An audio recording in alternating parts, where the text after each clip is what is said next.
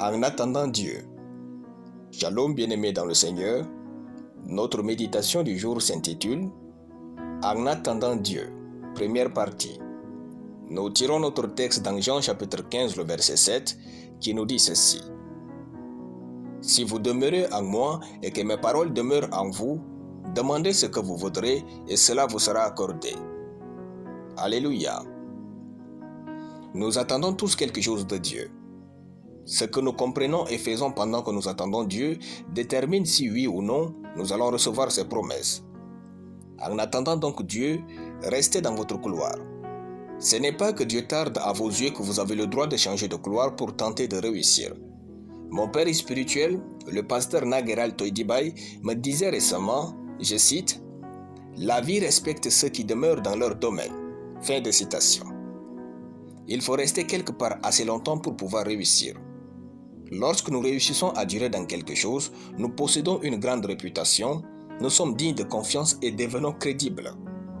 Bien-aimés, il n'y a aucune réussite qui s'accompagne de précipitation et d'impatience. Les grands hommes de foi savent qu'il faut toujours demeurer quelque part assez longtemps pour obtenir un témoignage. Car les grandes choses prennent du temps. Noé était resté dans la construction de l'arche durant environ 300 ans. Il faut s'inscrire dans le temps pour pouvoir demeurer dans son couloir. Durer dans son domaine nous rend fidèles. Lorsque nous réussissons à durer dans quelque chose longtemps, nous devenons stables et la stabilité conduit à la fécondité et la fécondité à la prospérité.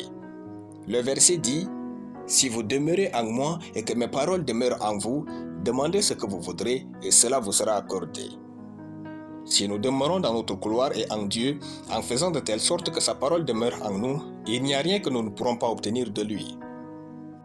C'est en demeurant quelque part longtemps que nous pourrons connaître ce que nous voulons réellement et ce que nous valons.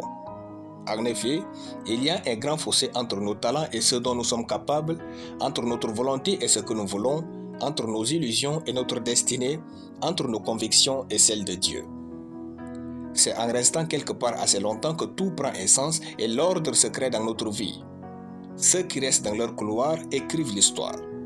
Après avoir prêché durant 10 ans sans résultat, T.D. Jakes est devenu de nos jours l'un des puissants prédicateurs inégalés et il dit, je cite, « Demeurez en Dieu et que sa parole demeure en vous suffit pour que Dieu assure tout le reste. » Fin de citation. Rester dans votre couloir fera de vous une référence. Alléluia. Nous allons prier. Merci Père bon et fidèle pour ta parole.